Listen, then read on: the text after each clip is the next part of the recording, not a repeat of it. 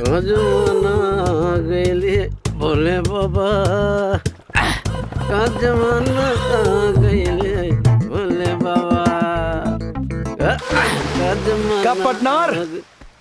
अरे अंदर आवा ना मर्दे, वहाँ कहाँ बैठल बड़ा आराम से। अरे गमछिया देवे तब ना अंदर आई का गमछा? हाँ। अरे तरह गमछा दे हम कैसे रहा नंगा? तू पानी में ना बढ़े, गमछी फेंक, फिर बाद में हमनी के बारी बारी गमछी पहन के बारी आ चल जाई। अरे देखत का बड़े ऐसा बात बा? फेंक ना, क्यों नहीं के देखत? हाँ तो निकाला तनी गमछा आराम से। हाँ आराम से फेंक रहे हैं झट से, आजा तू फट। हाँ चलो पार्टनर, बाय बाय।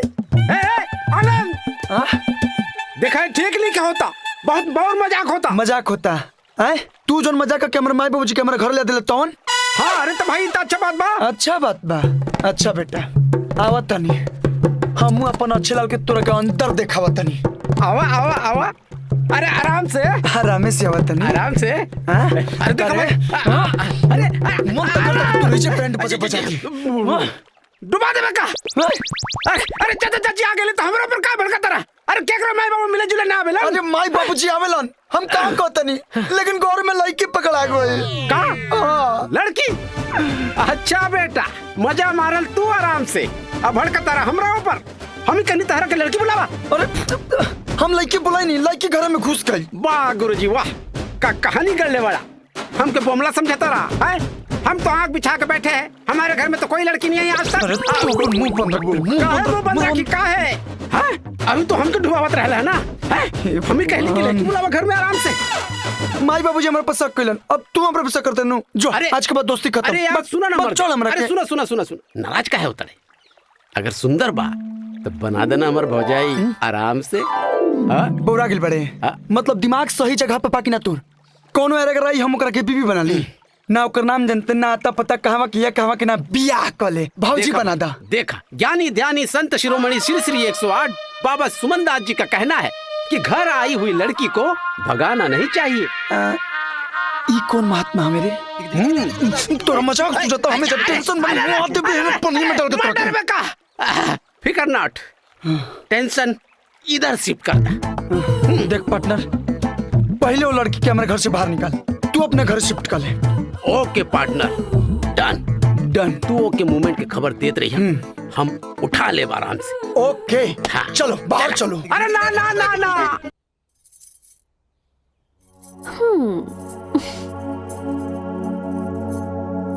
चली ड्राइंग रूम में, खाना लावतानी। हमरा भूख नहीं के। हाँ ऐसे कैसे काम चले? दिन रात मेहनत करेला, खाई बनाता कमजोर ना हो जाएगा। ज्यादा हमार मतारी बने की कोशिश मत कर। अरे पिस्ता चली बड़िस का, दोसरा के खून पी के तोरा आनंद आवता, तू जल चल जो, हमार माथा दर्द करता। अब तलाई ना दबा देता नी। तू भाग जो, जैसे मन तो करता कि तू हम गर्दन दबाती। हाय वो मौत भी कितनी हसीन होगी जो सनम के हाथों नसीब होगी।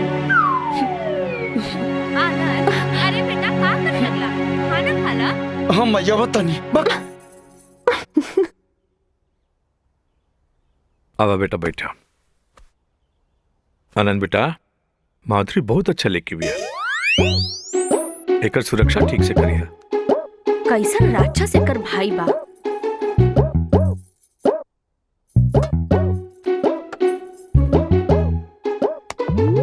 लौकत नहीं के आनंद, लड़के सही कौन तरीका बा बात करे के? माधुरी बेटा तू भी ना खाला। लेकिन बाबूजी हम कैसे नहाई? अब हमरा लगे एक्स्ट्रा कपड़ा नहीं खे। तरह लगे एक्स्ट्रा कपड़ा नहीं खे।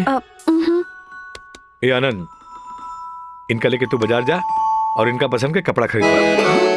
का भाई बेटा? पानी पानी दा।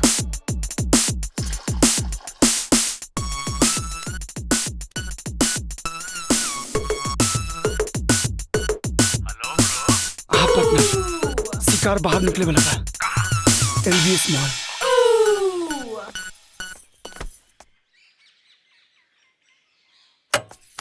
बैठा। हाथ हटाओ। का है? करंट लगता। एकदम बेसर में बड़े कार है। अब छोड़।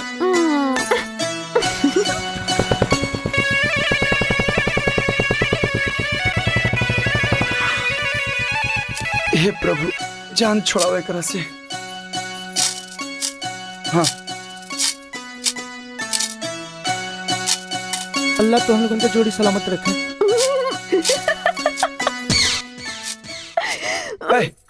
है नहीं अब है ना चल भाग। देखा ढेर हंसा मत तो बैको से नीचे गिरा देनु तो मैं बत्ती से झड़ जाई। माई बाबूजी के चलते तरह बर्दाश्त करता नहीं। अरे अरे कहाँ जाता रू? देखा ढेर मजबूरी का फायदा मत उठावा।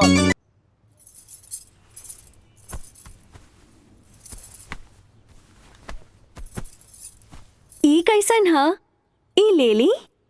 हाँ लेला सब तेरे बाप के माला ना। अजी नाना बाप के ना ससुर के हा। हाँ ककलो मतलब होखे वाला ससुर के। सपना मत देखा दिन में ई कबो ना हो सकेला। चिढ़ा मत ना हर समय एक के मूड में रहेला। अच्छा सुना एगो कपड़ा अपना पसंद के ले देना।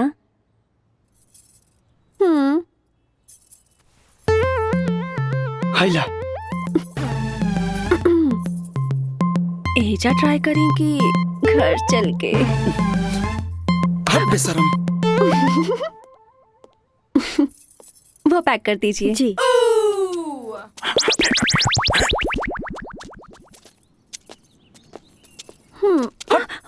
शांति से चलने क्या जाता रहा? हाथ हटाओ। हम ना खाई। खा ली ना। अरे हम कह दिन कि एक बार ना खाई तो जबरदस्ती खाई। खा ली ना। अरे हटाओ ना। इट्स ओके इट्स ओके। भाई साहब सॉरी भाई साहब। भाई साहब अरे सुनिए सुनिए इसको हॉस्पिटल लेके जाइए हॉस्पिटल लेके जाइए। Ambulance ambulance. अरे इसको ले चले करने के तू झूठों के का ले जाओ तू खा खा। अरे बहुत अच्छा स्कीम। कुछ नहीं का भाई। का हो बाबा ज्ञानी ध्यानी सुमन दास जी डुबा दिलन लुटिया। मतलब यही बल पे तू करके अपने घर ले आवल चाहत रहा। आज था अलग गईल कि हम कितना झेलता नहीं। अब ढेर इज्जत मत उतारा यार हो जाला कबो कबो। अब हमरा का मालूम रहे कि नकिया पर आइसक्रीम लग जाई। हम अपने ही जाल में फंस के बेहोश हो जाए आराम से। चुप रहा चुप। अब तू मत चिढ़ा। मतलब आगे कुछ होई कि टेंशन लेवे के शौक उतर गई। ओहे तो सोचा नहीं तनी सोचा था आराम से। सोचा हमार तो दिमाग हैंग हो गइल बा। एगो हमर माई बाबूजी हद कदल बड़े हम ओकरा के भगावल चाहते तो उ लोग बसावल चाहता लोग। पता ना ओकरा खर खानदान में केहू कर खोज खबर लेवल बा कि ना ना ना ना ना पार्टनर आइडिया आइडिया। हाँ है वसा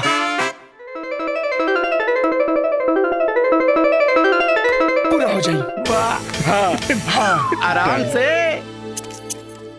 गुड मॉर्निंग चाय हाजिर है। हाँ रख दा।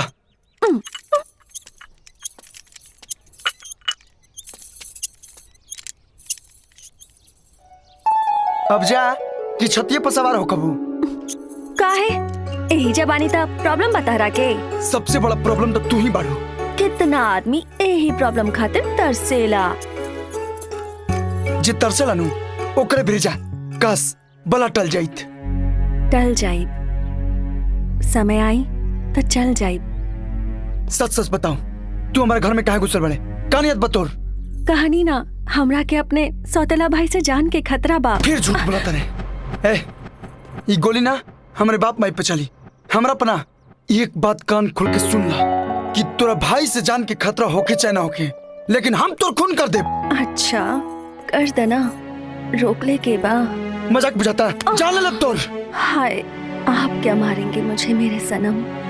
कब का मर मिटे हैं आपकी अदाओं पर हम। छोड़ अरे बेशरम शर्म बोल के तू बिल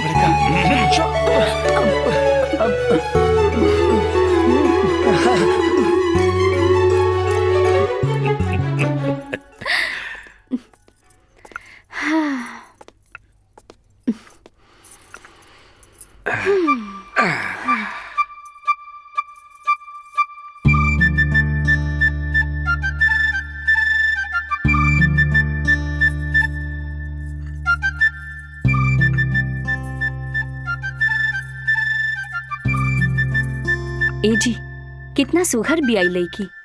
और एगो हमार आनंद बा, हरदम एकरा पर चिल्लात रहेला। अरे चिल्लात नहीं खे, ई उ दोनों के नोक झोंक बा, यही जाके आगे प्यार में बदल जाला। अच्छा, रउआ के तो बड़ा जानकारी बा। अरे सर सिनेमा में ना देखेलू। ए आनंद के माई, हाँ सोचा तानी कहीं बाहर चल जाए हमनी के। वो काहे? अरे बुड़बक, कुछ दिन खातिर दुन्नू के अकेला छोड़ दिहल जाए, दुन्नू के एक दूसरा से अच्छा से मिले के मौका दे दिहल जाए। ए से बढ़िया पतोहू कहाँ मिली। दुन्नू के जोड़ी कितना सुघड़ लगेला। ता ई में कहा चली ना, कुशीनगर में तो हमार बहिन रहेली, ओकरा से मिला बाता नहीं। हाँ। ओम नमः शिवाय, ओम नमः शिवाय, ओम नमः शिवाय। रक्षा करो प्रभु। जय हो तमेश्वरनाथ बाबा। ला ला ला ला ला ला ला।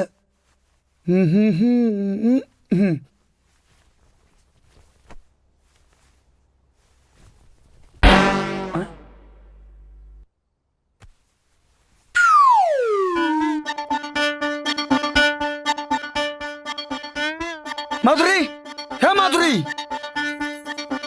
माधुरी, का भाई? तार सामान संभालो नहीं क्या बात? हाय कौन सामान? हाय तार बास्केट। हाय तू ना सुधरबू, पहले हमारा घर पर कब्जा कर लो, अब हमारा अलमारी पर कब्जा कर चाहते रू। हाय हटाओ सब सामान अपन। अरे अरे का करता नहीं, छोड़ी ना, घर का मलकिनी बन गई बारू। सारा कपड़ा खराब हो जाए। कहाँ बा हमार बेटी माधुरी? हाय सब सामान अरे अपन बाहर छोड़ी ना। देखा बाहर क्या आइल हो? जी बाबूजी, फेंक दे सब। अरे आगे लोग वालों प्रणाम। प्रणाम हाँ प्रणाम। आपन से बड़े आदमी से ऐसे बात कर जाला? गधे के बच्चे, गधे के बच्चे, गधे के बच्चे। पांचू के प्रणाम करो, पांचू के। आए पांचू हर कुत्ता के दिन है, आज तोड़ दिन है। देखा देखा तार बाबूजी, देखा तारे, देखा। अरे चाचा जी, हाँ हाँ प्रणाम। खुश रहा, खुश रहा। माधुरी मैडम अंदर है बाड़ी। अंदर है बाड़ी? हाँ चली चली। तू लोग ये खड़े रहा। हाँ चली।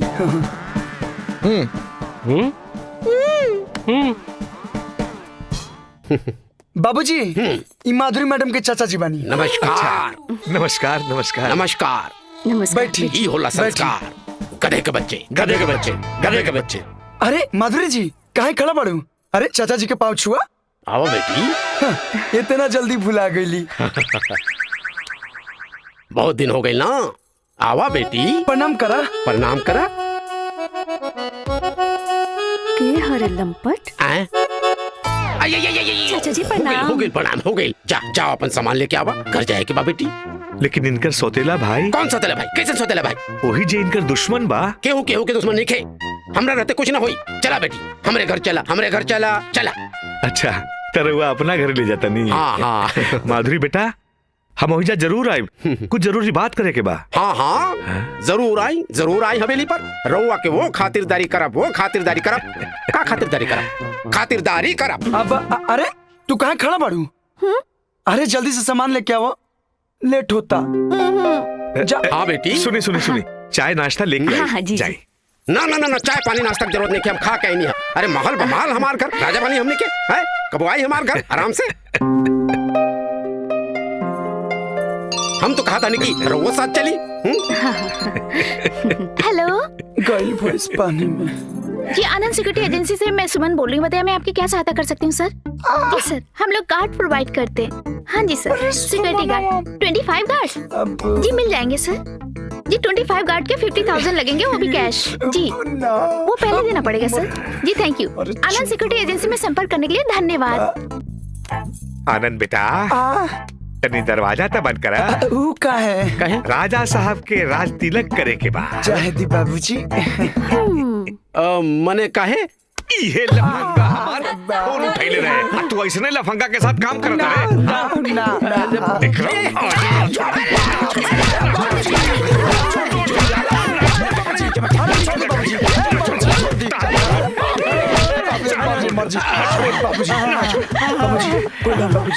ऐसन ऐसन जगह मरला सु बुढ़ाऊ कि हम केहू के कुछ बताइए नहीं के सकते भाई।